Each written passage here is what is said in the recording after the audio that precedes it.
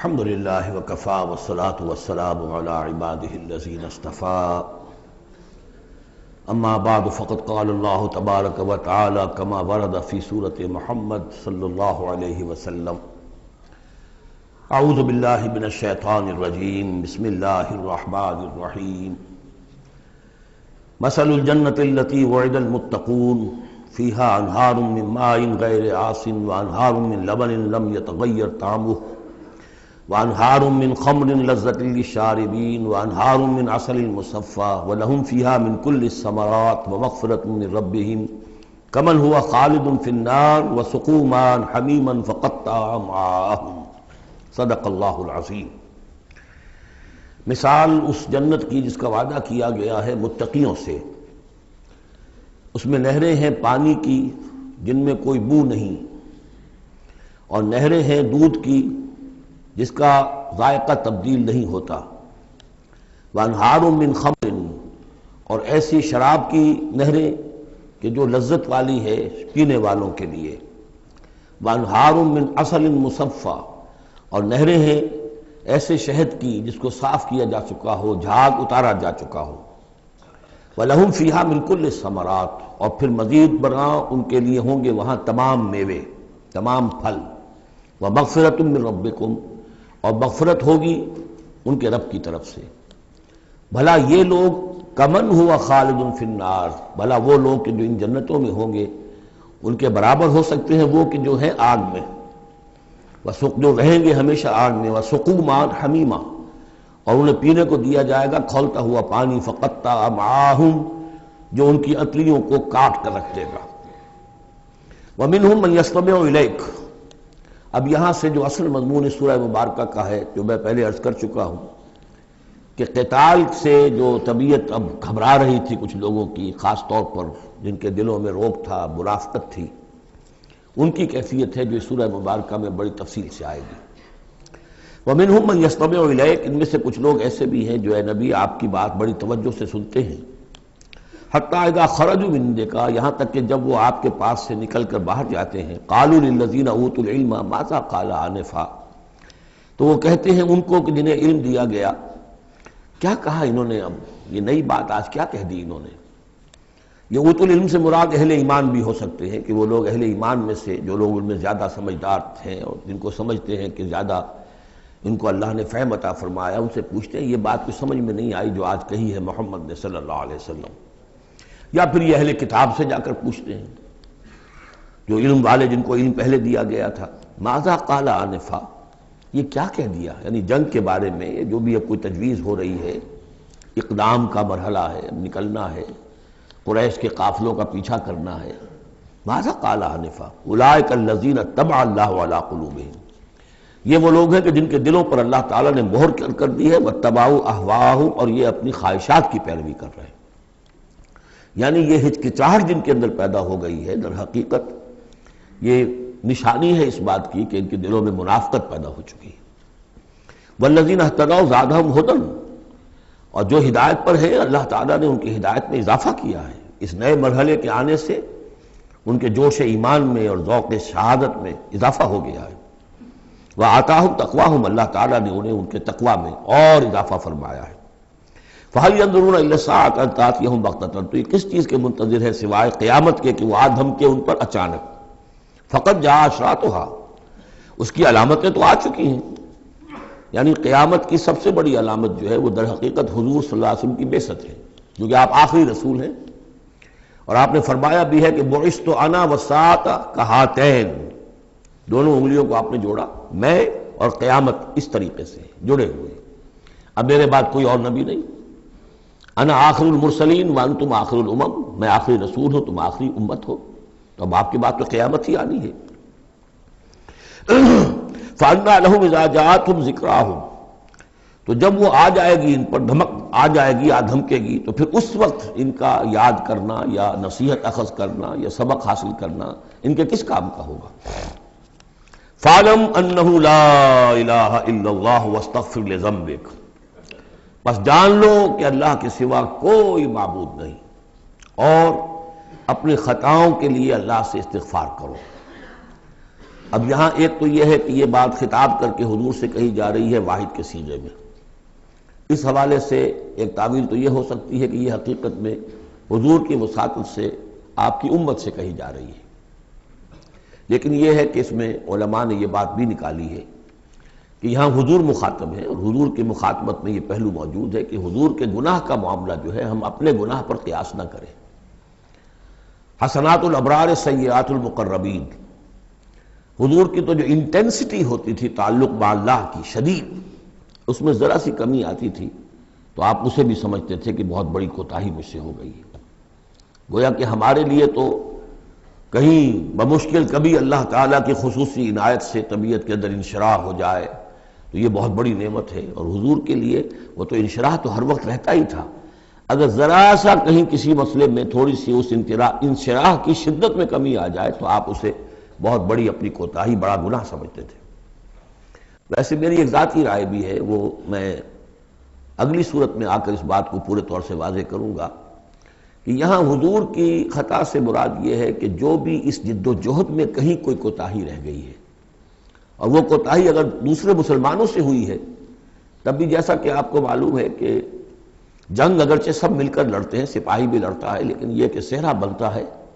تو جو کمانڈر ہوتا ہے، سپہ سالار ہوتا ہے، فتح اس کے کھاتے میں جاتی ہے۔ اسی طریقے سے شکست ہو جائے تو شکست کا جو کلنک کا ٹیکہ ہے وہ بھی ظاہر بات ہے کہ سپہ سالار کے ماتھے پر لگے گا، چاہے اس میں غلطی کسی اور کی ہو جائے۔ اس اعتبار سے اگر کہیں کسی سے کوئی کوتاہی ہوئی ہے تو گویا کہ وہ حضور صلی اللہ علیہ وسلم کی جد و جہد ہونے کے اعتبار سے کہ آپ ہی کی قیادت میں ہو رہی ہے، تو اس جد و جہد کے اندر کہیں کوئی کوتاہی یا کمی جو ہے اس کا ذکر ہو رہا ہے۔ وَلِلْمُؤْمِنِينَ وَالْمُؤْمِنَاتِ، اے نبی آپ استغفار کیجئے اپنی خطا، آپ تقصیر کا بھی، اور اہل ایمان مردوں اور عورتوں کے لیے بھی۔ وَاللَّهُ يَعْلَمُ مُتَقَلَّبَكُمْ وَمَثْوَاكُمْ، اللہ خوب جانتا ہے کہاں تمہیں لوٹ کر جانا ہے، بازگشت تمہاری کہاں ہے، اور کہاں تمہارا اصل گھر ہے مستقل، تمہارا ٹھکانہ کہاں ہے، یعنی آخرت، بہشت۔ وَيَقُولُ الَّذِينَ آمَنُوا لَوْلَا نُزِّلَتْ سُورَةٌ، اور کہتے ہیں یہ لوگ جو ایمان کے دعوے دار ہیں کیوں نہیں کوئی سورت نازل ہوئی۔ یہ بہت اہم آیت ہے اس سورت کی، کہ اصل میں حضور نے جب وہ چھوٹی چھوٹی مہمیں بھیجنی شروع کر دی تھی، اس وقت تک کوئی ایسی صحیح آیت جب اللہ کے راستے میں نکلو اور قتال کرو شاید نازل نہیں ہوئی۔ اذن کے درجے میں تو بات آ گئی کہ سورہ حج کے اندر آیت نازل ہو گئی تھی، لیکن سورہ حج کو بھی بعض حضرات چونکہ مدنی سمجھتے ہیں تو ہو سکتا ہے وہ بھی اس کے بعد نازل ہوئی ہو اگر وہ رائے صحیح ہو۔ باقی سورہ بقرہ کے اندر جو آیات آئی ہیں وہ بھی یہ ہے کہ جب وہ تم سے جنگ کریں، قاتلوا فی سبیل اللہ الذین یقاتلونکم، اور بظاہر ہجرت کے بعد ابتدا ابھی مکے والوں کی طرف سے نہیں ہوئی تھی، انیشیٹو حضور نے لیا ہے، چھوٹے چھوٹے دستے آپ نے بھیجنے شروع کر دیے، ان کا گھیراؤ گویا کہ آپ کر رہے۔ ایک تو پولیٹیکل آئسولیشن آف قریش، کہ جہاں بھی آپ گئے 4 مہموں میں تو آپ خود بھی تشریف لے گئے، 8 مہمات ہیں کل بدر سے پہلے، جن میں سے 4 میں آپ نے بھی شرکت فرمائی، اس لیے وہ غزوات کہلاتے ہیں۔ عام ہمارا خیال ہے کہ پہلا غزوہ جو ہے غزوہ بدر ہے، اس سے پہلے 8 ہیں مہمات، جن میں سے 4 سرایا ہیں جن میں حضور تشریف نہیں لے گئے، مسلمانوں کو آپ نے بھیجا، اور 4 غزوات ہیں۔ جہاں آپ گئے وہاں جا کر آپ نے وہاں کے قبیلے سے، اس علاقے میں جو قبیلہ آباد تھا اس سے آپ نے صلح کر لی۔ اب یا تو وہ پہلے حلیف تھا قریش کا، اب حلیف بن گیا وہ حضور کا صلی اللہ علیہ وسلم، یا یہ کہ نیوٹرل بن گیا، اس نے کہا کہ نہ ہم آپ کی مدد کریں گے قریش کے خلاف، نہ قریش کی مدد کریں گے آپ کے خلاف۔ نتیجہ یہ ہوا کہ پولیٹیکل جو انفلوئنس تھا، zone of influence, political influence Quraysh کا وہ کم ہو رہا ہے۔ پھر آپ نے قافلوں کا پیچھا کیا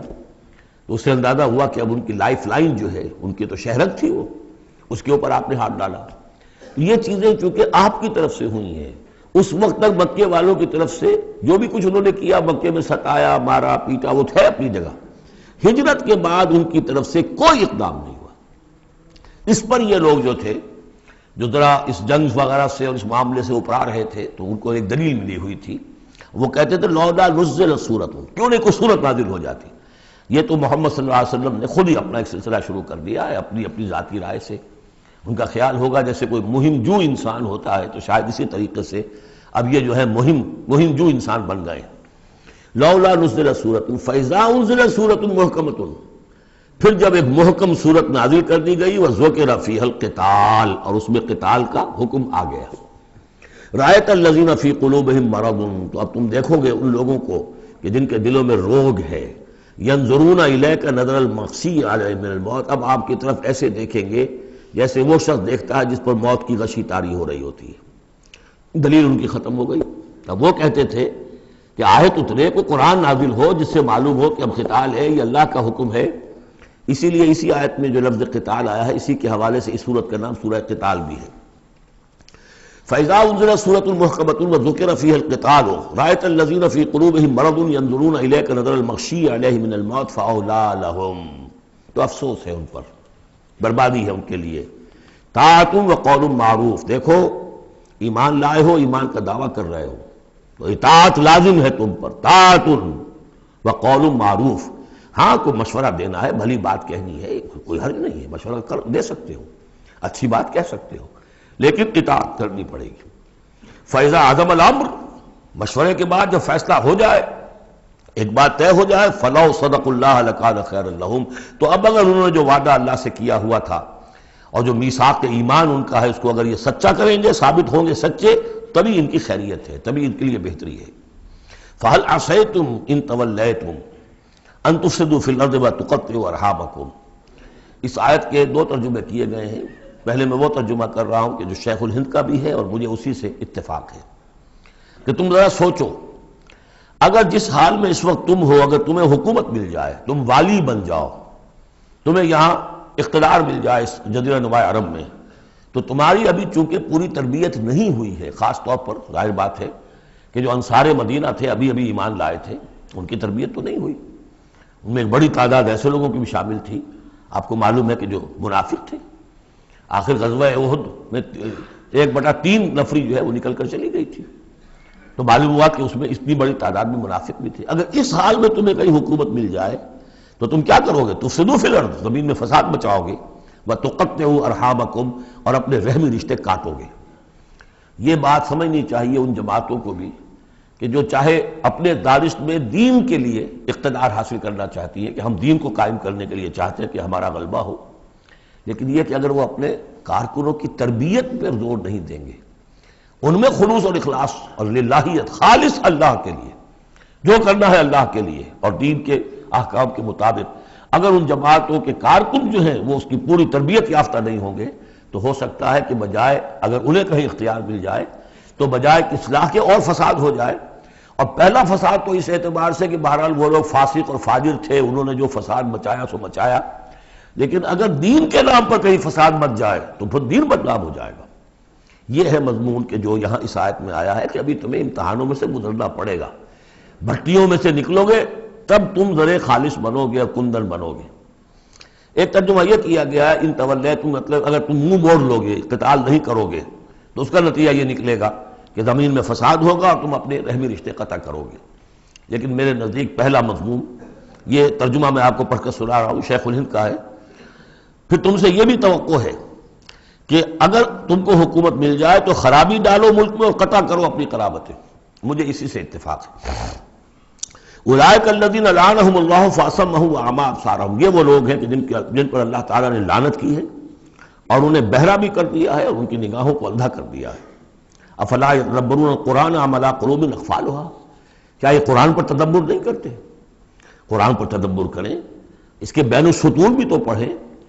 غلبہ دین کی جد و جہد میں یہ سارے مراحل آنے والے ہیں، یہ تو ان سے پہلے کہہ دیا گیا تھا، سورہ عنکبوت میں آ چکا تھا۔ احسب الناس ان یترکوا ان یقولوا آمنا وهم لا یفتنون، کیا لوگوں نے یہ سمجھا تھا کہ صرف یہ کہنے سے کہ ہم ایمان لائے انہیں چھوڑ دیا جائے گا اور بخش دیا جائے گا اور انہیں آزمایا نہیں جائے گا؟ وَلَقَدْ فَتَنَّا الَّذِينَ مِن قَبْلِهِمْ فَلَيَعْلَمَنَّ اللَّهُ الَّذِينَ صَدَقُوا وَلَيَعْلَمَنَّ الْكَاذِبِينَ، ہم نے تو ہمیشہ جو بھی ان سے پہلے تھے ان کو بھی آزمایا ہے، اور اللہ تو صاف کھول دے گا، واضح کر دے گا کہ کون حقیقت میں سچے مومن ہیں اور کون جھوٹ موٹ کے مومن بنے ہوئے ہیں۔ اور اسی صورت میں آگے بھی آ گیا فَلَيَعْلَمَنَّ اللَّهُ الَّذِينَ آمَنُوا وَلَيَعْلَمَنَّ الْمُنَافِقِينَ، اللہ تو بالکل دودھ کا دودھ پانی کا پانی جدا کر دے گا کہ اللہ تعالیٰ کھول دے گا کہ کون واقعی مومن اور کون منافق ہے۔ تو کیا یہ لوگ قرآن پر تدبر نہیں کرتے یا ان کے دلوں پر قفل پڑ چکے ہیں؟ ان الذین ارتدوا علی ادبارہم من بعد ما تبین لہم الہدی، یقیناً وہ لوگ جو اپنی پیٹھوں کے بل مڑ جائیں گے اس کے بعد کہ ان پر ہدایت واضح ہو چکی ہو۔ الشیطان سول لہم، شیطان نے در حقیقت ان کے لیے یہ مرحلہ ارتداد کا اور پیچھے مڑ جانے کا آسان کر دیا ہے۔ وَأَمْلَى لَهُمْ، اور ان کو بڑی طول عمل کے اندر پھنسا دیا، لمبے لمبے ان کی امیدیں ہیں دنیا کے اندر. ظاہر بات ہے دنیا میں بڑے بڑے نقشے بنا رکھے ہیں، تو اب یہ میدان جنگ میں جاتے ہوئے تو انسان کترائے گا. ذَلِكَ بِأَنَّهُمْ قَالُوا لِلَّذِينَ كَرِهُوا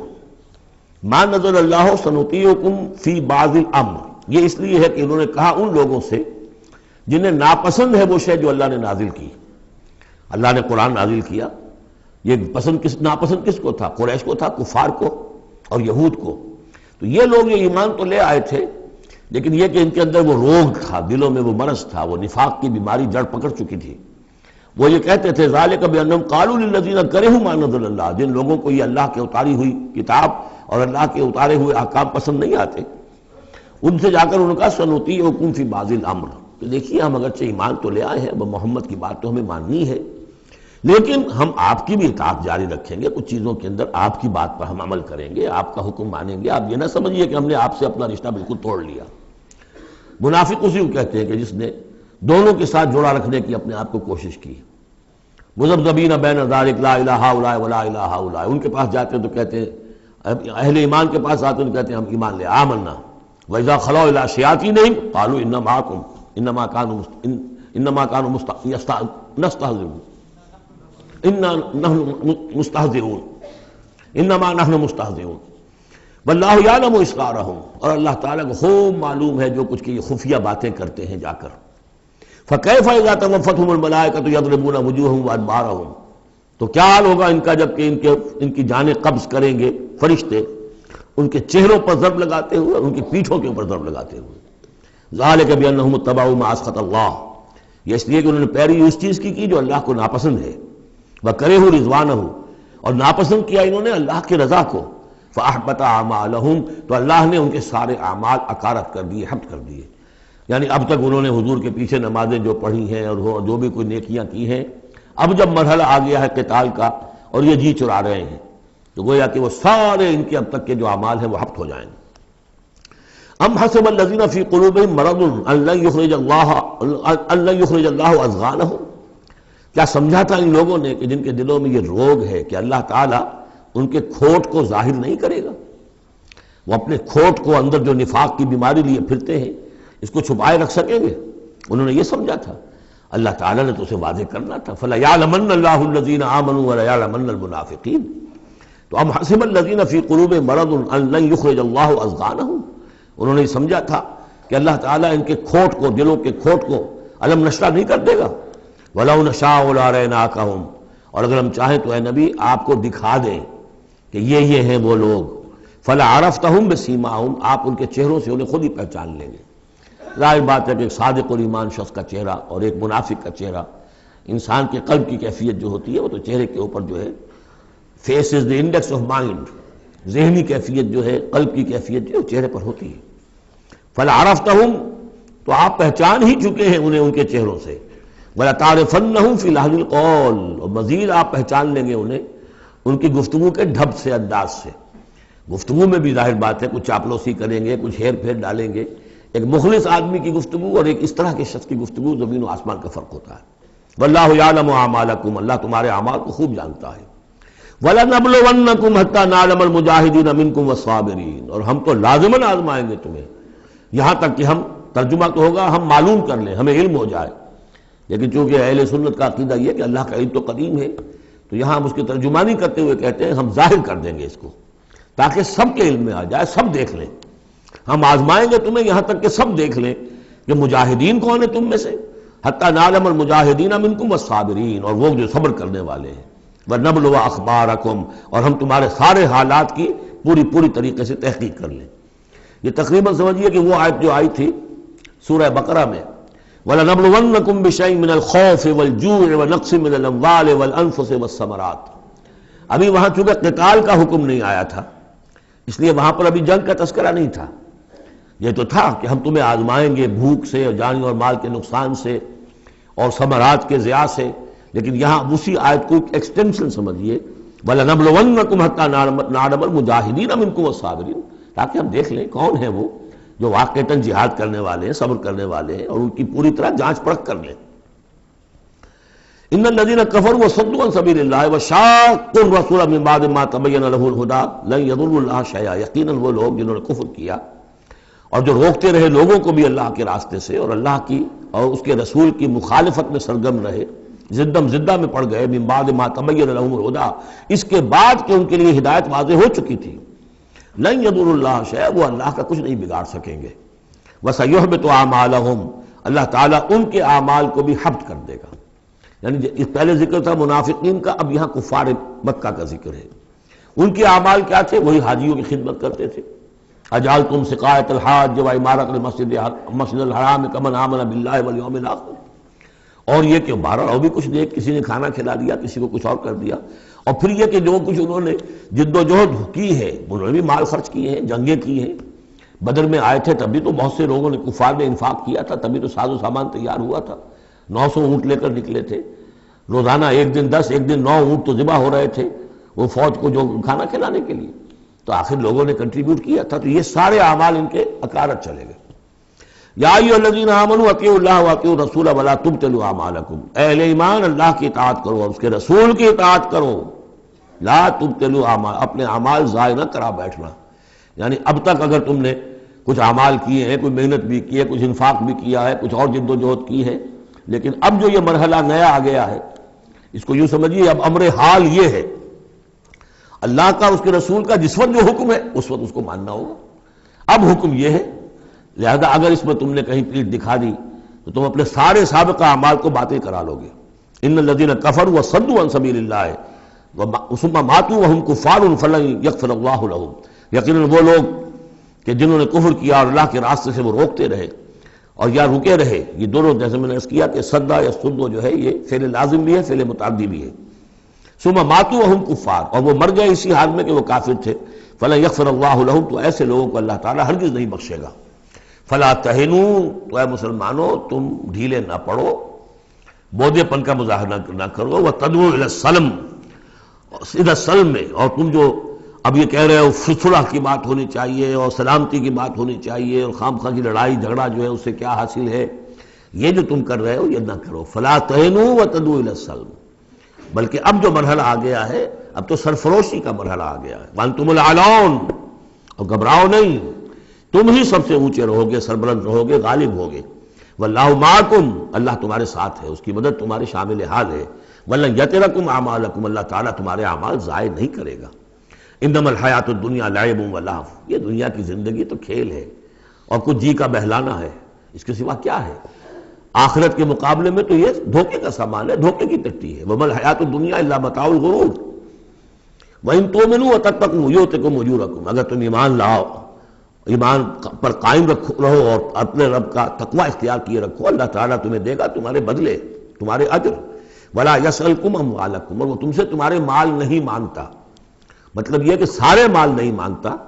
یا تم سے زبردستی مال نہیں مانگتا۔ دیکھیے دونوں چیز ذہن میں رکھیے، اللہ مال تو مانگتا ہے، من ذا الذی یقرض اللہ قرضا حسنا، کون ہے جو اللہ کو قرض حسنا دیتا ہے؟ کتنی مرتبہ کہا اللہ کی راہ میں انفاق کرو، اللہ کی راہ میں انفاق کرو، سورہ بقرہ میں ہم پڑھ چکے ہیں، انفقوا فی سبیل اللہ ولا تلقوا بایدیکم الی التہلکہ، اللہ کی راہ میں خرچ کرو، لگا دو، اپنے آپ کو اپنے ہاتھوں ہلاکت میں مت ڈالو۔ یہ اللہ کا مال مانگنا تو ہے، لیکن ایک تو یہ کہ جبر نہیں کیا، یہ کمال ہے محمد رسول اللہ صلی اللہ علیہ وسلم کا، اتنی عظیم انقلابی جد و جہد، کبھی آپ نے نہیں کہا کہ ایمرجنسی ہے لہذا اب سب کا مال ضبط، فلاں کا مال ضبط، کچھ نہیں، جو بھی تشویق ہے ترغیب ہے، لیکن جس نے دیا اپنی مرضی سے دیا، سوائے ایک جنگ کے نفیر عام بھی نہیں تھی، تشویق ہے ترغیب ہے، حرض المؤمنین علی القتال، نکلو اللہ کی راہ میں، شہادت جو ہے اس کو اپنا مقصود سمجھو، شہادت ہے مطلوب و مقصود مومن، جبر نہیں کیا، یہ کمال ہے میرے نزدیک۔ ویسے تو کمال ہر پہلو سے ہے، لیکن یہ نکتہ بھی ذہن میں رکھیے کہ کہیں بھی کسی صورتحال میں جبر کا معاملہ نہیں آیا، تو اللہ تعالیٰ تم سے جبرن نہیں مانگتا یا کل کے کل مال نہیں مانگتا۔ ان یسألکموہا، اگر وہ تم سے مانگے تمہارے سارے مال، فیحفکم، اور تم پر سختی کرے اور تنگی کرے، تبخلوا، تم بخل سے کام لوگے، ویخرج اضغانکم، اور اللہ ظاہر کر دے گا پھر تمہارے اندر کے کھوٹ کو، جو تمہارا کھوٹ اندر ہے وہ زبانوں پر آ جائے گا، جیسا کہ غزوہ احزاب کے موقع پر آ گیا کہ ما وعدنا اللہ ورسولہ الا غرورا، منافقین نے یہ بات کہہ دی کھلم کھلا کہ اللہ اور اس کے رسول نے تو ہمیں دھوکہ دیا، سب باغ دکھائے، ہاں انتم ہؤلاء تدعون لتنفقوا فی سبیل اللہ، تمہیں بلایا جا رہا ہے، ترغیب دی جا رہی ہے، تمہیں تشویق دی جا رہی ہے کہ تم اللہ کی راہ میں خرچ کرو، لتنفقوا فی سبیل اللہ، فمنکم من یبخل، تم میں سے کوئی وہ بھی ہے جو بخل سے کام لیتے ہیں، ومن یبخل فانما یبخل عن نفسہ، جو کوئی بخل سے کام لے رہا ہے وہ بخل اپنے آپ سے کر رہا ہے، وہ اپنے وہ فائدے چھوڑ رہا ہے کہ جو انفاق سے اسے ملیں گے۔ ایک کے 700 ملتے ہوں تو اگر نہیں دے رہے آپ ایک تو کس کا گھاٹا کیا؟ اپنا نقصان کیا نا، تو وہ تو اپنی جان سے ہی نفس کا جو ہے بخل کر رہا ہے۔ واللہ الغنی وانتم الفقراء، اور اللہ تعالیٰ تو غنی ہے، یہ تو تمہارے امتحان کے لیے مانگ رہا ہے تم سے، اللہ کو قرض دو۔ اللہ تعالیٰ تم سے صدقات بھی قبول کر لیتا ہے، وَيَقْبَلُ الصَّدَقَاتِ، صدقات قبول کر لیتا ہے، یہ اللہ تعالیٰ کی طرف سے تمہارے لیے تمہارا اعزاز ہے، اکرام ہے۔ واللہ الغنی، حالانکہ وہ غنی ہے، وَأَنْتُمُ الْفُقَرَاء، اور محتاج اصل میں تم ہو۔ وَإِن تَتَوَلَّوْا، یہ آیت بڑی فیصلہ کن ہے، ان تتولوا، اگر تم پیٹھ پھیر لوگے، یستبدل قوما غیرکم، تو تمہیں ہٹا کر کسی اور قوم کو لے آئے گا، ثم لا یکونوا امثالکم، پھر وہ تمہاری طرح کے نہیں ہوں گے۔ اب یہ ہو سکتا ہے کہ اس کا اطلاق جو ہے اس وقت کے کچھ لوگوں پر بھی ہوا ہو کہ جنہوں نے منافقت کی بنا پر پیٹھ موڑ لی، اللہ نے اپنے نبی کے لیے ان سے زیادہ جو ہے جانثار قسم کے اہل ایمان جو ہے وہ فراہم کر دیے۔ لیکن یہی آیت جو ہے اس اعتبار سے کہ حضور کی بعثت اصلی، بعثت خصوصی امیین کے لیے تھی، بنی اسماعیل اور عرب کے مشرکین جو ان کے تابع تھے، ان کے لیے یہ کہ یہ بات ان سے کہی جا رہی ہے کہ اب تمہیں سے امت بنی ہے، امت المسلمہ کن سے بنی ہے؟ اس کا نیوکلیس اہل عرب، وہی امت عرب کے لوگ۔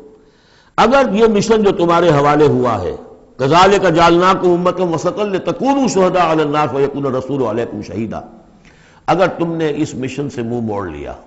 تو اللہ تمہیں ہٹائے گا، معزول کر دے گا، کسی اور قوم کو لے آئے گا۔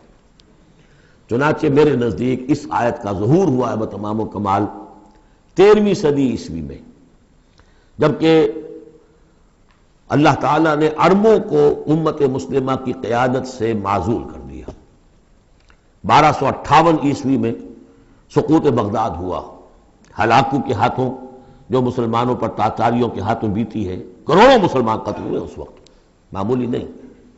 اور آخری خلیفہ بنو عباس کا اس کو کھینچ کر محل سے گھسیٹ کر باہر نکالا گیا، جانور کی ایک کھال میں لپیٹ کر تاتاریوں نے اپنے گھوڑوں کے سموں تلے اسے کچل دیا۔ وہ گویا کہ عربوں کا معزول ہونا تھا امت مسلمہ کی قیادت سے۔ اس کے بعد کچھ عرصہ گزرا ہے، لیکن پھر اللہ نے وہ ایک معجزہ دکھایا کہ انہی تاتاریوں میں سے کتنی قومیں ایمان لے آئیں۔ ہے آیا فتنہ تاتار کے افسانے سے، پاسماں مل گئے کعبے کو صنم خانے سے۔ پھر وہی تاتاری تھے جن میں سے ترکان تیموری نکل آئے، ترکان صفوی نکل آئے، ترکان سلجوقی ان سے بھی پہلے آ چکے تھے، اور ترکان عثمانی، پھر گریٹ آٹومان امپائر، پھر خلافت بھی اللہ نے پھر وہاں منتقل کر دی۔ 400 برس کا خلافت جو ہے وہ بھی ترکان عثمانی کے پاس رہی۔ ان تتولوا یستبدل قوما غیرکم ثم لا یکونوا امثالکم، صدق اللہ العظیم۔ سورۃ الفتح، تمہیدی باتیں میں پہلے عرض کر چکا ہوں۔ یہ سورہ مبارکہ نازل ہوئی ہے صلح حدیبیہ کے بعد۔ اس کی جو تاریخی پس منظر ہے صرف یہ چند جملے کفایت کریں گے۔ سن 5 میں غزوہ احزاب کے بعد یہ حضور نے صحابہ سے کہہ دیا تھا کہ اب قریش میں وہ دم نہیں رہا کہ اب دوبارہ وہ تم پر چڑھ کر آئیں اور حملہ کریں۔ لن تغزوکم قریش بعد عامکم ھذا ولکنکم تغزونہم، اب انیشیٹو تمہاری طرف سے ہوگا۔ وہ انیشیٹو حضور نے لیا ہے سن 6 میں۔ آپ نے عمرے کا احرام باندھا، اور آپ کے ساتھ 1400، عام طور پر زیادہ بیان ہوتا ہے لیکن بعض روایات میں 1800 صحابہ احرام باندھ کر چلے کہ ہم عمرہ کرنے جا رہے ہیں۔ یہ گویا کہ ایک ٹیسٹ تھا کہ اب قریش کرتے کیا ہیں۔ آپ احرام کے لیے اپنی منزل بہ منزل کرتے ہوئے پہنچ گئے حدیبیہ تک، وہی جگہ جہاں پر کہ پھر صلح ہوئی۔ ادھر قریش کے لیے جو ہے ان کی جان پر بن گئی۔ پہلی بات تو یہ کہ ان کی روایات کے خلاف تھا کہ کوئی آئے عمرے کی نیت سے اور ان کو روک دے، یہ عرب کی روایت نہیں تھی۔ دوسرا یہ کہ اب اگر آنے دیتے ہیں اور مسلمان دنگناتے ہوئے آئیں اس شہر کے اندر عمرہ کریں تو گویا کہ ان کی شکست ہو گئی۔ تو وہاں پر جو بھی ہوا تفصیلات کا تو موقع نہیں ہے۔ ایک طرف تو وہ تلے ہوئے تھے کہ جنگ کریں گے، اور جب حضرت عثمان کو حضور نے بھیجا ہے کچھ سلسلہ جنبانی کے لیے وہاں ان کو روک لیا گیا، خبر مشہور ہو گئی کہ انہیں شہید کر دیا گیا۔ پھر حضور نے بیعت لی،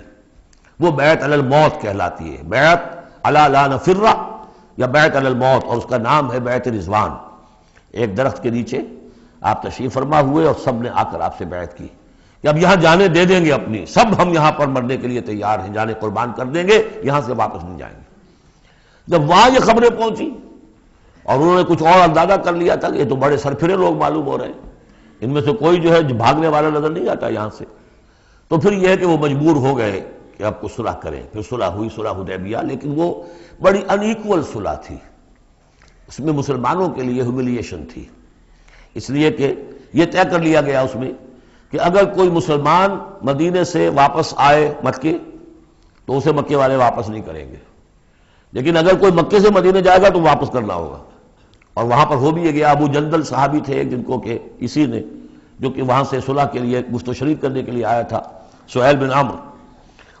اس کا ہی بیٹا عین اس وقت وہ پہنچ گیا، لیکن صلح کے وہ کاغذات لکھے جا چکے تھے، اس نے معاملہ بچایا، مسلمانوں مجھے پھر قصائیوں کے حوالے کر رہے۔ حضور نے فرمایا کہ اب ابو جندل تم صبر کرو، جو وعدہ ہم کر چکے ہیں ہمیں اس کی پابندی کرنی ہے۔ بہرحال اس کو حضور نے، اگرچہ صحابہ تو اس درجے دلگیر تھے کہ ہم یہ دم کر صلح کیوں کر رہے ہیں، حضرت عمر رضی اللہ تعالیٰ عنہ سے تو بہرحال یہ بھی کہہ دیجئے کہ زیادہ قرب جو انہیں حاصل تھا حضور سے، اس کی بنا پر ان کی یہ ہمت ہو گئی کہ آپ نے وہ سوال جواب بھی کر لیا جس پر آپ پھر ساری عمر پچھتاتے رہے۔ کہ آپ نے پوچھا کہ کیا ہم حق پر نہیں ہیں؟ حضور نے فرمایا ہاں ہم حق پر ہیں۔ کیا آپ اللہ کے رسول نہیں ہیں؟ آپ نے مسکرا کر جواب دیا ہاں میں اللہ کا رسول ہوں۔ تو پھر ہم یہ کیوں دم کر صلح کر رہے ہیں؟ آپ نے فرمایا کہ میں وہی کر رہا ہوں جو اللہ نے مجھے حکم دیا، بس اتنی سی بات تھی جس پر ساری عمر پچھتائے۔ لیکن یہ بات حضرت علی نے بھی کر دی اس درجے میں کہ جب وہ صلح نامہ لکھا گیا، حضور ڈکٹیٹ کرا رہے تھے، حضرت علی کاتب تھے، لکھ رہے تھے، تو اب حضور نے فرمایا یہ صلح نامہ ہے، لکھو محمد رسول اللہ اور قریش کے مابین۔ وہ سہیل بن عمرو نے اعتراض کر دیا کہ نہیں، یہ اگر ہم اس میں لکھیں گے ظاہر بات ہے صلح نامے پر تو دونوں فریقوں کے دستخط ہوتے ہیں، تو میں دستخط کروں گا تو میں تو آپ کو اللہ کا رسول نہیں مانتا، ورنہ اس عبارت کی روح سے جب اس کے نیچے میرا بھی دستخط آئیں گے تو گویا میں نے مان لیا۔ تو حضور نے اس پر بھی مسکرا کر کہا کہ تم مانو نہ مانو میں اللہ کا رسول ہوں، لیکن اے علی مٹا دو یہ رسول اللہ کے لفظ، مٹا دو، وہاں سے لکھ دو یہ معاہدہ ہے محمد ابن عبداللہ اور قریش کے مابین۔ حضرت علی نے کہا کہ حضور یہ میں نہیں کر سکتا، میں اپنے ہاتھ سے آپ کے نام کے ساتھ لکھے ہوئے الفاظ، اب دیکھیے اگرچہ حکم تو یہ ہے کہ الامر فوق الادب، لیکن یہ کہ یہ جو بھی کچھ ہوا ہے تو یہ ہوا غیرت دینی، حمیت دینی کی وجہ سے۔ حضرت علی نے بھی کیا، حضرت عمر نے بھی کیا، دونوں کے طرز عمل میں کوئی فرق نہیں۔ لیکن بہرحال اس کے بعد جو ہے صلح ہوئی ہے، اور مسلمانوں کے دل اگرچہ اس پہ بہت ہی رنجیدہ تھے، اور یہ بات بھی بڑی عجیب تھی کہ وہی احرام کھول دیے گئے، وہی قربانی کے جانور جو ہیں، تو اب اس پر جو ہے یہ آیت سورت اتری ہے، اور پہلا لفظ یہ ہے انا فتحنا لک فتحا مبینا، مسلمانوں کی دلجوئی کے لیے کہ تم جسے سمجھ رہے ہو کہ دب کر صلح کی ہے، حقیقت حال کے اعتبار سے تو اے محمد ہم نے آپ کو بڑی روشن فتح عطا فرمائی۔ آج ہم اسے انٹرپریٹ کر سکتے ہیں روشن فتح کس اعتبار سے کہ ٹریٹی کے معنی یہ ہے کہ مصالحت یا صلح ہوتی ہے دو فریقوں کے درمیان جو ایک دوسرے کو ریکگنائز کریں۔ اس کا مطلب یہ ہے کہ قریش نے ریکگنائز کر لیا that Muhammad is a power to reckon with، اور یہ بہت بڑی بات ہے، قریش نے تسلیم کیا، اور تسلیم کرنا جو ہے یہ اللہ تعالیٰ کی طرف سے فتح عظیم ہے۔ انا فتحنا لک فتحا مبینا لیغفر لک اللہ ما تقدم من ذنبک وما تاخر۔ اب دیکھیے ذنب کا لفظ یہاں پہ دوبارہ آ گیا تاکہ اللہ تعالیٰ بخش دے آپ کو جو پچھلے ہوئی آپ کی کوئی کوتاہیاں یا گناہ یا جو بعد میں ہوئی، وَيُتِمَّ نِعْمَتَهُ جو پیچھے رہے گناہ ان کو بھی بخش دے، وَيُتِمَّ نِعْمَتَهُ عَلَيْكَ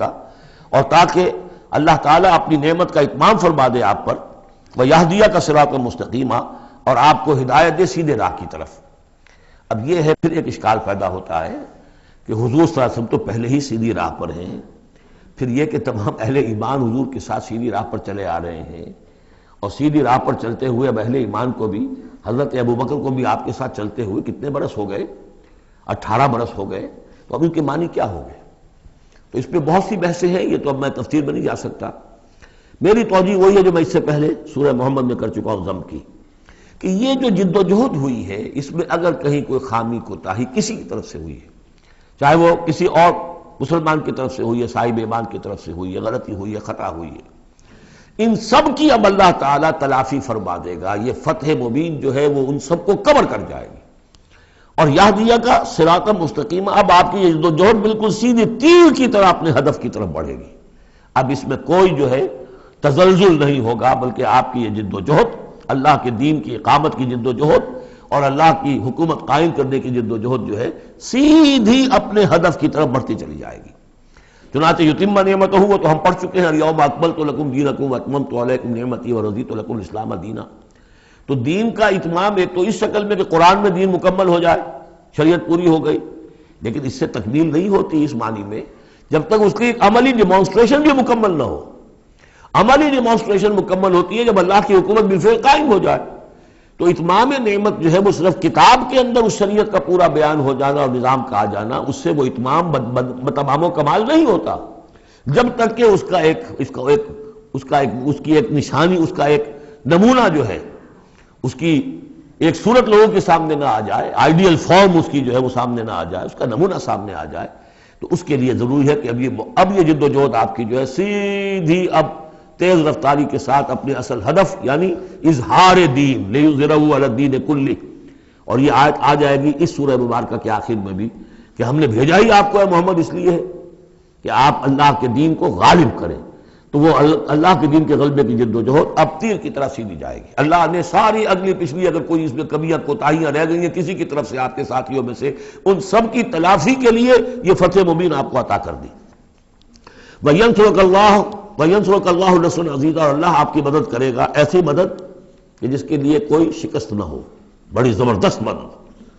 هُوَ الَّذِي أَنزَلَ السَّكِينَةَ فِي قُلُوبِ الْمُؤْمِنِينَ لِيَزْدَادُوا إِيمَانًا مَعَ إِيمَانِهِمْ، وہی ہے کہ جس نے اہل ایمان کے دلوں میں سکینت نازل کر دی تاکہ ان کے ایمان میں اور اضافہ ہو جائے،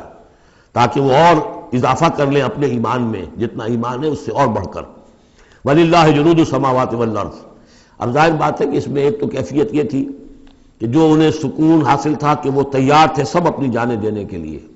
اس کے لیے بھی ایک سکون قلب کے اندر اللہ تعالیٰ نے ان کے پیدا کیا تھا، تبھی تو وہ اس کے لیے آمادہ ہوئے۔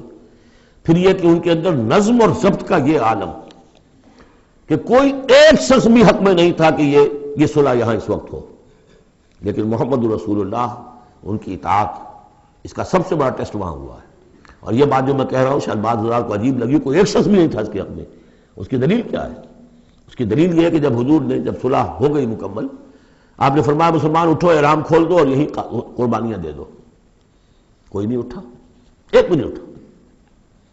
دوسری مرتبہ کہا آپ نے اٹھو بھائی، اب ہو گیا بات، بس جو ہو گئی ہو گئی، اب یہی احرام کھول دو، کوئی نہیں اٹھا۔ تیسری دفعہ کوئی نہیں اٹھا۔ آپ دلگیر ہو کر، دل گرفتہ ہو کر اپنے خیمے میں چلے گئے۔ ام سلمہ رضی اللہ تعالیٰ عنہ ام المومنین آپ کے ساتھ تھی، ان سے جا کر کہا میں نے 3 مرتبہ مسلمانوں سے کہا ہے کہ اٹھو اور احرام کھول دو، کوئی نہیں اٹھ رہا۔ انہوں نے کہا، مشورہ دیا کہ آپ کسی سے کچھ نہ کہیں، اپنی زبان سے کچھ نہ کہیں، آپ اپنا احرام کھول دیے۔ بس آپ آئے باہر، آپ نے قربانی دی، احرام کھول دیا، اس پر اب سب اٹھ گئے۔ یعنی اصل میں وہ سب کے سب منتظر تھے کہ کیا حضور ہمارا امتحان لے رہے ہیں، یہ کوئی ٹیسٹ ہو رہا ہے، کیا ہو رہا ہے، یا حالت منتظر شاید کوئی نئی صورت پیدا ہو جائے، شاید حالات بدل جائیں۔ لیکن ان کے لیے یہ بڑی انہونی سی بات تھی کہ عمرے کی نیت کر کے ہم نے احرام باندھا ہوا، یہاں کیسے کھول دے رہا ہوں۔ لیکن بہرحال وہ صرف ایک توقف جو تھا وہ اسی درجے میں تھا کہ شاید کوئی نئی صورت پیدا ہو جائے، لیکن اس سے ظاہر ہو رہا ہے کہ سب کے دل جو ہیں وہ اس صلح کے حق میں نہیں تھے۔ وہ تو چاہ رہے تھے کہ اب ہمیں موقع ملے اور ہم یہاں جنگ ہو اور اللہ کے دین کو ہم غالب کریں۔ هو الذي انزل السكينة في قلوب المؤمنين ليزدادوا ایمانا مع ایمانهم ولله جنود السماوات والارض، اور تمام آسمانوں اور زمین کے لشکر تو اللہ ہی کے ہیں۔ وكان الله عليما حكيما، اللہ سب کو جاننے والا اور کمال حکمت والا ہے۔ ليدخل المؤمنين والمؤمنات جنات تجري من تحتها الانهار خالدين فيها، تاکہ وہ داخل کرے اہل ایمان مردوں اور عورتوں کو ان باغات میں جن کے دامن میں ندیاں بہتی ہوں گی، جن میں وہ ہمیشہ ہمیشہ رہیں گے۔ ويكفر عنهم سيئاتهم، اور دور کر دے ان سے ان کی برائیوں کو۔ وكان ذلك عند الله فوزا عظيما، اور یقیناً یہی شے ہے اللہ کے نزدیک بڑی کامیابی ہے۔ وَيُعَذِّبُ الْمُنَافِقِينَ وَالْمُنَافِقَاتِ وَالْمُشْرِكِينَ وَالْمُشْرِكَاتِ الظَّانِّينَ بِاللَّهِ ظَنَّ السَّوْءِ، یہ الفاظ بہت مشابہ ہیں سورہ احزاب کی آخری آیات کے، اور سورہ احزاب جو ہے آپ کو معلوم ہے سن 5 میں نازل ہوئی اور یہ سن 6 میں نازل ہو رہی ہے، تو زمانہ جو ہے قریب کا ہے۔ اور اللہ سزا دے اور عذاب دے منافق مردوں اور منافق عورتوں کو، اور مشرک مردوں اور مشرک عورتوں کو، کہ جو اللہ کے بارے میں بہت برے گمان رکھتے ہیں۔ علیہم دائرۃ السوء، اصل میں تو ان کے اوپر ہے مسلط برائی کا دائرہ۔ وغضب اللہ علیہم، اور اللہ غضبناک ہوا ہے ان پر۔ ولعنہم، اللہ نے ان پر لعنت فرمائی ہے۔ وعد لہم جہنم، اور ان کے لیے تیار کیا ہوا جہنم کو، وساعت مصیرا، اور وہ بہت بری جگہ ہے لوٹنے کی۔ وللہ جنود السماوات والارض، آسمان اور زمین کے لشکر کل کے کل اللہ ہی کے اختیار میں ہے۔ وکان اللہ عزیزا حکیما، اللہ زبردست ہے اور حکیم ہے۔ پہلے آیا تھا علیما حکیما، اب عزیزا حکیما۔ انا ارسلناک شاہدا ومبشرا ونذیرا، اے نبی ہم نے بھیجا ہے آپ کو شاہد بنا کر، وہی شاہد گواہی دینے والا۔ یہاں اپنے قول اور اپنے عمل سے اللہ کے دین کی گواہی دی۔ قیامت میں کھڑے ہو کر عدالت میں پروزیکیوشن وٹنس کی حیثیت سے کہیں گے اے اللہ تیرا دین جو مجھ تک آیا تھا میں نے پہنچا دیا تھا، اب یہ ان کے ذمے ہے۔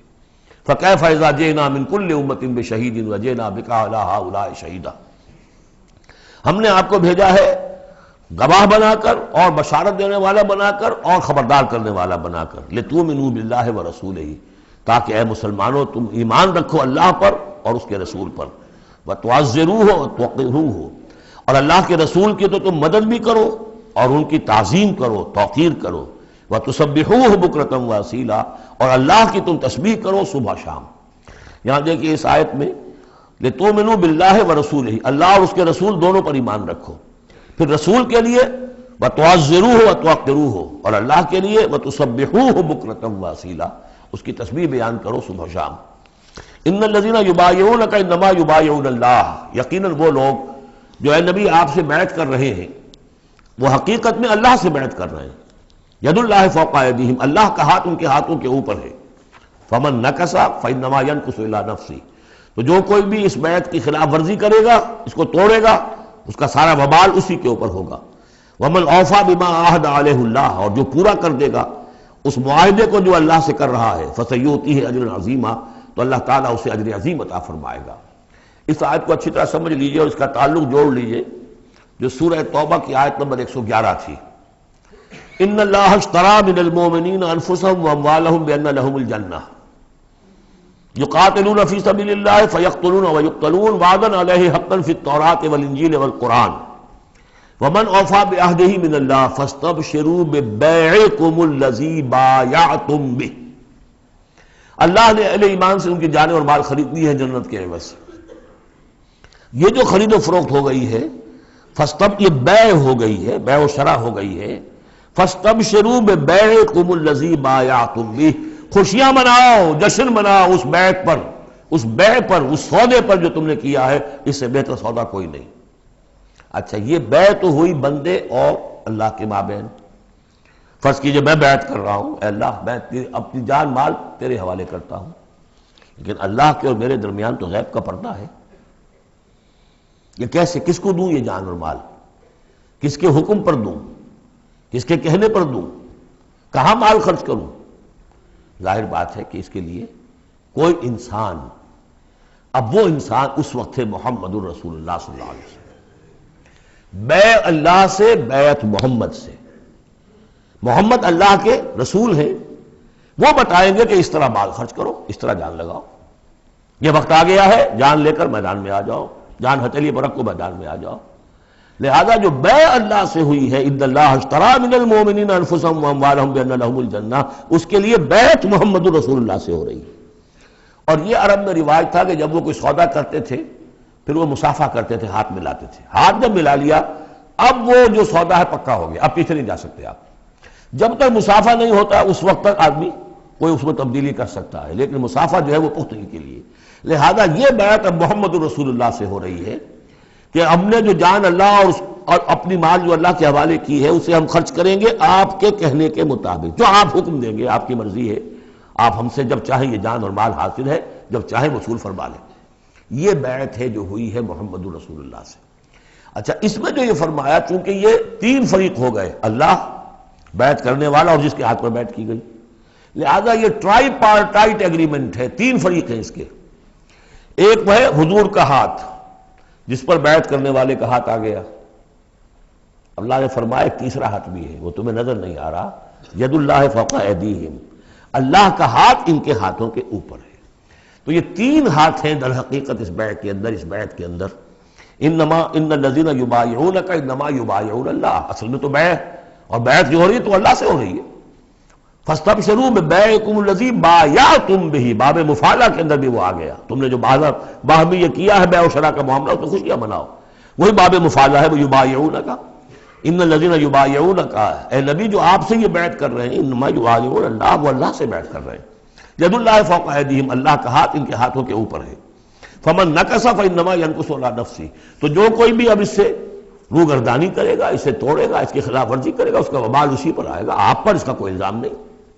ومن اوفی بما عہد علیہ اللہ فسیؤتیہ اجرا عظیما، اور جو بھی پورا کر دے گا جس کا کہ اس نے وعدہ اللہ سے کیا ہے، یہ معاہدہ اللہ سے ہوا جان اور مال کا۔ اسی لیے سورہ احزاب میں آپ نے پڑھا تھا نا، من المؤمنین رجال صدقوا ما عہدوا اللہ علیہ فمنہم من قضی نحبہ ومنہم من ینتظر، اہل ایمان میں وہ جوان مرد ہیں جنہوں نے اپنا جو عہد کیا تھا اللہ سے وہ پورا کر دکھایا، سچا کر دیا۔ ان میں سے وہ بھی ہیں جو اپنی نظر پیش کر چکے، اور وہ بھی ہیں جو باقی منتظر ہیں ابھی کہ کب ہماری باری آئے۔ وبال دوش ہے سر جان ناتواں پہ، مگر لگا رکھا ہے تیرے خنجر و ثنا کے لیے، اے اللہ ہم لیے پھر رہے اس سر کو کہ کب تیری راہ میں کٹے اور ہم فارغ ہو جائیں، سمک دوش ہو جائیں، ہمارے کندھے سمک ہو جائیں، ہلکے ہو جائیں، سمک دوش، کندھا ہلکا ہو جائے۔ یہ سر کا بوجھ ہم لگائے ہوئے ہیں اپنے سر پر کہ کب تیری طرف سے حکم آئے ہم نے اپنے سر کٹوائیں اور ہم فارغ ہوں۔ اب اسی کو سمجھ لیجئے کہ حضور کے بعد یہ بیعت کس سے ہوگی؟ جو بھی کوئی داعی اللہ اب کھڑا ہو اللہ کے نام کے، نبی تو نہیں ہوگا، ہوگا امتی، اطاعت اس کی ہوگی، اللہ اور اس کے رسول کی اطاعت کے نیچے نیچے، اس کے دائرے کے اندر، مستقل بذات اطاعت اس کی نہیں ہوگی۔ لیکن یہ کہ بہرحال اب بھی ضرورت ہوگی کہ کوئی جماعت ہو، کوئی جمعیت ہو، کوئی طاقت ہو، ایک فرد سے جو ہے اکیلا چنا بھاڑ نہیں پھوڑ سکتا۔ دین کو غالب کرنے کی جد و جہد، عقیم الدین جو ہم پڑھائے ہیں، یہ پورا سلسلہ جو ہے مکی صورتوں کا جو ان مدنی صورتوں کے ساتھ منسلک ہے، توحید عملی، اقامت دین، اور جو اس صورت کے اندر آ جائے گا لیظہرہ علی الدین کلہ، اس کے لیے جماعت چاہیے، جمعیت چاہیے۔ تو اب بھی کوئی اللہ کا بندہ ہوگا، آپ اسے ٹھوک بجا کر دیکھ لیں، اطمینان دیکھیں، سوچ دیکھیں اس کی رائے کیا ہے، وہ کیا سمجھتا ہے، اگر وہ دین سے بھی واقف ہے، اگر وہ یہ کہ زمانے کے حالات سے بھی واقف ہے، اس کی شخصیت کو دیکھیے، اس کے ماحول کو دیکھیے، اگر آپ کا دل گواہی دے کہ یہ کوئی بہروپیہ نہیں ہے، یہ واقعتاً سنسیئر آدمی ہے، خلوص کے ساتھ اس کے ہاتھ میں ہاتھ دے کر بیٹھ کیجیے، ساتھ چلیے۔ یہی طریقہ مسنون اور منصوص ہے، یہی ایک طریقہ ہے جس کا قرآن مجید میں، یعنی نصوص کسے کہتے ہیں؟ نصوص قرآنی، نصوص حدیث، حدیث میں بھی ذکر ہے تو بیعت کا ہے۔ باقی اور کوئی طریقہ جماعت سازی کا مسنون نہیں ہے، مباح وہ بھی ہے، جو بھی طریقہ اختیار کر لیا مباح ہے، حرام نہیں ہے۔ ممبرشپ ہے، ممبرشپ سے پھر امیر کا منتخب کرنا ہے، 2 سال 4 سال کے بعد پھر انتخاب، ٹھیک ہے، کوئی شے حرام نہیں ہے جب تک کہ اس کی حرمت کے لیے کوئی دلیل نہ ہو۔ لیکن مسنون اور منصوص اور معصور، 3 الفاظ۔ نصوص قرآن و سنت میں جس کا تذکرہ ہے وہ بیعت ہے، جو مسنون ہے پوری زندگی حضور کی جو ہے اس میں کتنی بیعتیں ہوئی ہیں، بیعت عقبہ اولیٰ، بیعت عقبہ ثانیہ، بیعت رضوان، اور پھر یہ کہ نحن الذین بایعوا محمدا علی الجہاد ما بقینا ابدا۔ جب غزوہ احزاب میں جب وہ خندق کھودی جا رہی تھی تو یہ شعر پڑھ رہے تھے صحابہ کرام، ہم ہیں وہ لوگ کہ جنہوں نے محمد سے بیعت کی ہے، جہاد کی، اب یہ جہاد جاری رہے گا جب تک جان میں جان ہے۔ یہ ہے ساری زندگی میں آپ کی بیعت کا نظام تھا۔ اس کے بعد خلافت ہوئی تو بیعت پر ہوئی، حضرت ابو بکر سے بیعت، عمر سے بیعت، مشورہ علیحدہ بات ہے، جب طے ہو گیا کہ اب یہ ہو گیا تو بیعت۔ پھر خلافت میں کچھ غلط رخ پیدا ہو رہا تھا، حضرت حسین رضی اللہ تعالی عنہ اور حضرت عبداللہ ابن زبیر رضی اللہ تعالی عنہما یہ کھڑے ہوئے تو جنہوں نے جمعیت بنائی بیعت کی بنیاد پر بنائی۔ یہ دوسری بات ہے کہ جو کوفی تھے انہوں نے جو بیعت کی تھی حضرت حسین سے وہ توڑ دی انہوں نے، فمن نکث فانما ینکث علی نفسہ۔ اس کے بعد ہمارے ہاں اگر کوئی سلسلہ بنا ہے ارشاد کا، تزکیہ نفس کا، صوفیاء کا، وہ بھی بیعت، بادشاہ ہوتے تھے تو بیعت۔ پچھلی صدی میں جتنے جہاد ہوئے، ہمارے ہاں سب سے بڑا جہاد ہوا پچھلی صدی کا، 19ویں صدی عیسوی کا، سید احمد بریلوی رحمۃ اللہ علیہ اور شاہ اسماعیل شہید رحمۃ اللہ علیہ، ان لوگوں کا جو بیعت کی بنیاد پر جماعت تھی، کوئی اور بنیاد جماعت سازی کی نہیں تھی۔ مہدی سوڈانی نے جہاد کیا انگریزوں کے خلاف، بیعت کی بنیاد پر۔ سلوسی نے جہاد کیا اطالویوں کے خلاف، بیعت کی بنیاد پر۔ تو یہ بیعت کا لفظ ہے جو یہاں آیا ہے، اس کو اچھی طرح سمجھ لیجیے۔ یہ جان لیجئے کہ یہ جو دوسرا رکوع ہے اس سورہ مبارکہ کا، اور اس کے بعد تیسرا رکوع اور چوتھا رکوع جو ہے، ان میں بھی تقدیم و تاخیر ہے۔ یہ جو پہلے رکوع کا مضمون ہے یہ جا کر ملے گا اب تیسرے کے ساتھ، اور بعد میں یہ نازل ہوا ہے کہ یہ جو دوسرے رکوع میں آیتیں آ رہی ہیں۔ سَيَقُولُ لَكَ الْمُخَلَّفُونَ مِنَ الْأَعْرَابِ شَغَلَتْنَا أَمْوَالُنَا وَأَهْلُونَا، جب حضور واپس پہنچ گئے اور یہ غزوہ جو بیعت رضوان ہو گئی اور پھر صلح حدیبیہ ہو گئی، پھر آپ واپس پہنچے تو جاتے ہوئے گویا کہ ان سے کہا جا رہا ہے حضور سے، جیسے کہ غزوہ تبوک سے واپسی پر جو آیات نازل ہوئی وہ ہم سورہ توبہ میں پڑھ چکے ہیں۔ ان قریب کہیں گے وہ لوگ جو پیچھے رہ جانے والے تھے، من الاعراب، اعراب میں سے، شغلتنا اموالنا واہلونا، حضور نے عام اعلان کروایا تھا، فرض نہیں تھا، سب کے لیے لازم نہیں تھا، عمرے کے لیے چلنے کے لیے کہا تھا چلے، جتنے لوگ چل سکتے ہیں چلے۔ تو اب آئیں گے یہ وہ اعراب جو ہے بادیہ نشین، اور وہ کہیں گے حضور ہم مشغول رہے اپنے اموال میں، اپنے ڈھور ڈنگر کی دیکھ بھال میں، اپنے اہل و عیال میں، ہم آپ کے ساتھ نہیں جا سکے، فاستغفر لنا، تو ہمارے لیے استغفار کیجئے۔ یقولون بألسنتہم ما لیس فی قلوبہم، یہ لوگ اپنے منہوں سے وہ کچھ کہہ رہے ہیں اپنی زبانوں سے جو ان کے دلوں میں نہیں ہے، دلوں میں کچھ اور ہے۔ یہ منافقوں کا تذکرہ ہو رہا ہے اعراب میں سے۔ قل فمن یملک لکم من اللہ شیئا ان اراد بکم ضرا او اراد بکم نفعا، ان سے کہیے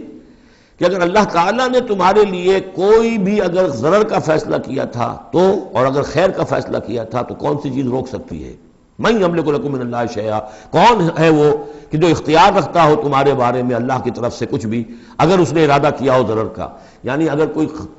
کوئی خرابی ہونی تھی تو کیا تمہارے یہاں ہونے کی وجہ سے رک جانی تھی؟ یا اگر خیر کوئی آنا تھا تو تمہاری غیر موجودگی میں نہیں آ سکتا تھا؟ یعنی پیچھے رہ جانا چاہیے معنی دار، کیوں رہ گئے؟ اگر کوئی خیر آنا تھا وہ تمہاری غیر موجودگی میں بھی آ سکتا ہے، کوئی شر آنا تھا وہ تمہاری موجودگی میں بھی آ سکتا ہے۔ تو جب تمہاری موجودگی اور ناموجودگی اللہ کے اعتبار سے تو بالکل برابر ہے، تو تمہارا یہ بہانہ تراشنا جو ہے یہ صحیح نہیں ہے۔ بل کان اللہ بما تعملون خبیرا، بلکہ تم جو کچھ کرتے رہے ہو اللہ اس سے باخبر ہے۔ وہ کیا ہے؟ اب ان کے دل کی بات اللہ تعالیٰ، ان کے دل میں جو چور تھا، بل ظننتم، تمہیں یہ گمان ہو گیا تھا، ان لن ينقلب الرسول والمؤمنون الى اہلہم ابدا، ان کو یہ گمان ہوا کہ ان کا تو معلوم ہوتا ہے کہ واقعتاً کوئی دماغ خراب ہو گیا مسلمانوں کا، قریش پر چڑھائی کر کے جا رہے ہیں، قریش، یہ تو سمجھیے کہ ان کے لیے ابھی تک عرب میں جو ان کی حیثیت تھی قریش کی، وہ سمجھتے تھے کہ اب تو یہ موت کے منہ میں جا رہے ہیں، اب یہ واپس ان میں سے کوئی آنے والا نہیں ہے۔ بل ظننتم، تم نے یہ گمان کیا تھا، ان لن ينقلب الرسول والمؤمنون الى اہلہم ابدا، کہ اب واپس آئیں گے ہی نہیں رسول اور اہل ایمان اپنے گھر والوں کی طرف۔ وزین ذلک فی قلوبکم، اور یہ تمہارے دلوں میں کھبا دی گئی بات، وظننتم ظن السوء، اور تم نے بہت برا گمان کیا، وکنتم قوما بورا، اور تم ہو ہی تباہ ہونے والے لوگ۔ یہ منافقین اعراب کا تذکرہ ہو رہا ہے، اور یہ کب ہو رہا ہے؟ سن 6 میں۔ سن 2 کے اندر جو معاملہ تھا وہ بھی ہم دیکھ چکے ہیں، وہ جو سورہ محمد کے اندر آیا معاملہ، جبکہ ابھی یہ مرحلہ شروع ہو رہا تھا، ابھی قتال کا سلسلہ شروع ہونے والا تھا، اس وقت بھی ان کے دلوں میں صلح جوئی، امن سے کام کرو، صلح سے کام کرو، یہ خامخواہ جو ہے یہ اس طرح کی مہم جوئی مناسب نہیں ہے، اس وقت ان کا یہ خیال تھا۔ وَمَن لَّمْ يُؤْمِن بِاللَّهِ وَرَسُولِهِ فَإِنَّا أَعْتَدْنَا لِلْكَافِرِينَ سَعِيرًا، جو کوئی اللہ اور اس کے رسول پر ایمان نہ رکھے تو اللہ تعالیٰ نے ایسے کافروں کے لیے تو جہنم تیار کر رکھی ہے۔ وَلِلَّهِ مُلْكُ السَّمَاوَاتِ وَالْأَرْضِ يَغْفِرُ لِمَن يَشَاءُ، اور اللہ آسمانوں اور زمین کی بادشاہی اللہ ہی کے لیے ہے، وہ بخشتا ہے جس کو چاہتا ہے، وَيُعَذِّبُ مَن يَشَاءُ، اور عذاب دے گا جس کو چاہے گا، وَكَانَ اللَّهُ غَفُورًا رَحِيمًا، اور اللہ تعالیٰ غفور الرحیم ہے۔ سَيَقُولُ الْمُخَلَّفُونَ إِذَا انطَلَقْتُمْ إِلَىٰ مَغَانِمَ لِتَأْخُذُوهَا، اب یہ نوٹ کر لیجئے تاریخی اعتبار سے کہ اس کے فوراً بعد جو ہے اگلے ہی سال حضور نے، اب جب کہ قریش سے صلح ہو گئی تو آپ یکسو ہو گئے، ادھر سے کوئی حملہ اب نہیں ہوگا، تو آپ نے اپنی پوری طاقت لے کر خیبر پر حملہ کیا، جو گڑھ بن گیا تھا یہودیوں کا، جو بنو قینقاع اور بنو نذیر نکالے گئے تھے، جا کے وہیں آباد ہو گئے تھے، پہلے سے بھی وہاں پر وہ بڑا گڑھ تھا، ان کے بڑے قلعے تھے، بڑے یعنی فورٹیفائڈ، اور وہاں پر سارا وہ اب حضور نے ان کی جو ہے سرکوبی کی۔ جب حضور خیبر کی طرف جا رہے تھے، اب ان کا ہم بھی چلتے ہیں آپ کے ساتھ، اس لیے انہیں یقین تھا کہ فتح ہوگی اور مال غنیمت آتا آئے گا۔ سَيَقُولُ الْمُخَلَّفُونَ إِذَا انطَلَقْتُمْ إِلَىٰ مَغَانِمَ، اور اے مسلمانوں جب تم اب جاؤ گے غنیمت حاصل کرنے کے لیے، یعنی اب جو غزوہ خیبر کی طرف جب پیش قدمی کرو گے، تو یہی لوگ جو پہلے پیچھے رہ گئے تھے وہ یہ کہیں گے ضرورنا نتبعکم، ہم بھی آپ کے ساتھ چلیں، اجازت دیجئے۔ یریدون ان یبدلوا کلام اللہ، یہ اللہ کے کلام کو بدل دینا چاہتے ہیں۔ وہ اللہ کا کلام اگلے رکوع میں آ رہا ہے کہ ان کے بارے میں طے کر دیا گیا تھا کہ جو لوگ اس صلح حدیبیہ کے موقع پر نہیں گئے ہیں ساتھ حضور کے، اب ان کو کسی بھی دوسری نیکسٹ جنگ کے اندر شمولیت کی اجازت نہیں ہوگی۔ وہ آگے آ رہا ہے، اس لیے اس کے سمجھنے میں تھوڑی سی دقت ہوتی ہے، لیکن سمجھ لیجئے کہ وہ آگے ہے، اس لیے تقدیم و تاخیر کی میں نے بات آپ سے کی تھی۔ یریدون ان یبدلوا کلام اللہ، یہ چاہتے ہیں کہ اللہ کے کلام کو تبدیل کر دیں، اللہ کے حکم کو بدل دیں۔ وَلَن تَتَّبِعُونَا، کہہ دیجئے کہ نہیں اب تم ہمارے ساتھ نہیں جاؤ گے۔ کذالکم قال اللہ من قبل، یہ بات اللہ تعالیٰ پہلے ہی کہہ چکا ہے پہلے، اور اس صورت میں آ رہا ہے ذرا بعد میں۔ فَسَيَقُولُونَ بَلْ تَحْسُدُونَنَا، وہ کہیں گے یہ تو آپ لوگ حسد کر رہے ہیں ہم سے، آپ ہمیں ساتھ نہیں لے جانا چاہتے، جبکہ ہمیں اندازہ ہے کہ وہاں پہ غنیمتیں ملیں گی۔ بل کانوا لا یفقہون الا قلیلا، حقیقت یہ ہے کہ یہ فہم ہی نہیں رکھتے، تفقہ ہی نہیں رکھتے مگر بہت ہی تھوڑی۔ قل للمخلفین من الاعراب، یہ جو لوگ رہ گئے تھے پیچھے، یہ بدو لوگ، ان سے کہہ دیجئے ستدعون الی قوم اولی باس شدید، ان قریب پھر تمہیں بلایا جائے گا ایک ایسی قوم کی طرف، ایسے قوم کے مقابلے کی طرف جو بڑی طاقت والی ہوگی۔ تو قاتلونہم او یسلمون، یا تم ان سے قتال کرو گے یا وہ مسلمان ہوں گے اور یا وہ اطاعت قبول کریں گے۔ اس سے ہے اشارہ در حقیقت جو نیا سلسلہ جنگوں کا اب شروع ہونے والا تھا، اور وہ تھا سلطنت روما کے خلاف غزوہ موطا۔ اب اندرون ملک عرب کا معاملہ جو تھا وہ ختم ہوا، اب تو اصل جو معاملہ پیش آنا ہے وہ انقلاب محمدی کا بین الاقوامی مرحلہ ہے، تصدیر الانقلاب، انقلاب کو اب آگے ایکسپورٹ کرنا ہے۔ اور اب ٹکراؤ ہونے والا ہے جس کی پیشگی خبر دی جا رہی ہے سلطنت روما کے ساتھ، جہاں سٹینڈنگ آرمیز تھی لاکھوں کی، رومن لیجنز مشہور ہیں تاریخ کے اندر، غرق آہن اور ٹرینڈ۔ تو تمہیں بلایا جائے گا اس وقت، پھر تمہیں ایک موقع دے دیا جائے گا، ستدعون الی قوم اولی باس شدید تقاتلونہم او یسلمون۔ اور یہ اصل میں تین چیزیں آ گئیں وہی کہ اب جو بھی اس عرب سے باہر جو معاملہ ہوا ہے، یا تو وہ اسلام لے آئے یا وہ اطاعت قبول کر لیں، یہ دونوں یسلمون میں شکلیں ہو جائیں گی، اطاعت قبول کر لیں گے اسلام لے آئے یا پھر جنگ ہوگی۔ فَإِن تُطِيعُوا يُؤْتِكُمُ اللَّهُ أَجْرًا حَسَنًا، اگر اس وقت تم اطاعت کرو گے اللہ کے رسول کی، ان کے ساتھ جاؤ گے تو اللہ تعالیٰ جو ہے تمہیں اجر حسنہ دے گا۔ وَإِن تَتَوَلَّوْا كَمَا تَوَلَّيْتُم مِّن قَبْلُ، اور اگر تمہیں اسی طرح پیٹھ دکھا دی جیسے کہ پہلے پیٹھ دکھائی تھی، يُعَذِّبْكُمْ عَذَابًا عَلِيمًا، تو اللہ تعالیٰ عذاب علیم دے گا تمہیں۔ لَيْسَ عَلَى الْأَعْمَىٰ حَرَجٌ، ہاں اگر کوئی اندھا ہے تو اس پر کوئی الزام نہیں ہے، کوئی تنگی نہیں ہے، وہ اگر نہیں گیا کوئی بات نہیں۔ وَلَا عَلَى الْأَعْرَجِ حَرَجٌ، کوئی لنگڑا ہے تو اس کے لیے بھی نہیں ہے۔ وَلَا عَلَى الْمَرِيضِ حَرَجٌ، اسی طریقے سے کوئی بیمار ہے تو اس پر بھی کوئی اس کی باس پرس نہیں ہے۔ وَمَن يُطِعِ اللَّهَ وَرَسُولَهُ يُدْخِلْهُ جَنَّاتٍ تَجْرِي مِن تَحْتِهَا الْأَنْهَارُ، اور جو اللہ تعالیٰ اور اس کے رسول کی اطاعت کرے گا اللہ تعالیٰ اس کو داخل کرے گا ان باغات میں جن کے دامن میں ندیاں بہتی ہوں گی۔ وَمَن يَتَوَلَّى، اور جو کوئی پلٹ جائے، پیٹھ موڑ لے، يُعَذِّبْهُ عَذَابًا عَلِيمًا، اللہ تعالیٰ اسے عذاب علیم، دردناک عذاب دے گا۔ اب اس کے بعد یہ پہلے رکوع والا مضمون جو بیعت کا مضمون چل رہا تھا، وہی بیعت کا مضمون اب آگے یہاں چل رہا ہے۔ یہ بیچ والا جو ہے دوسرے رکوع کا مضمون، یہ اس کے بعد کا تھا، پہلے آ گیا۔ وہاں جو فرمایا تھا کہ ان الذین یبایعونک انما یبایعون اللہ، اب آگے چلیے، لقد رضی اللہ عن المؤمنین اذ یبایعونک تحت الشجرہ، اللہ راضی ہو گیا ان اہل ایمان سے جو آپ سے بیعت کر رہے تھے درخت کے نیچے۔ فعلم ما فی قلوبہم، تو اللہ تعالیٰ کے علم میں ہے جو کچھ ان کے دلوں میں تھا، اور اس وقت تو ذوق شہادت اور جوش جہاد تھا، ابھی وہ صلح کی بات تو ہوئی نہیں، وہ تو بیعت کر کے ہونے کے بعد ہوئی ہے۔ فانزل السکینۃ علیہم، اللہ نے ان پر سکینت، سکون، اطمینان نازل کر دیا۔ واصابہم فتحا قریبا، اور انہیں فتح دے دی بہت قریب، وہ فتح قریب وہی ہے، انا فتحنا لک فتحا مبینا، اس صلح کو کہا گیا کہ فوری طور پر انہیں فتح مل گئی۔ ومغانم کثیرۃ یاخذونہا،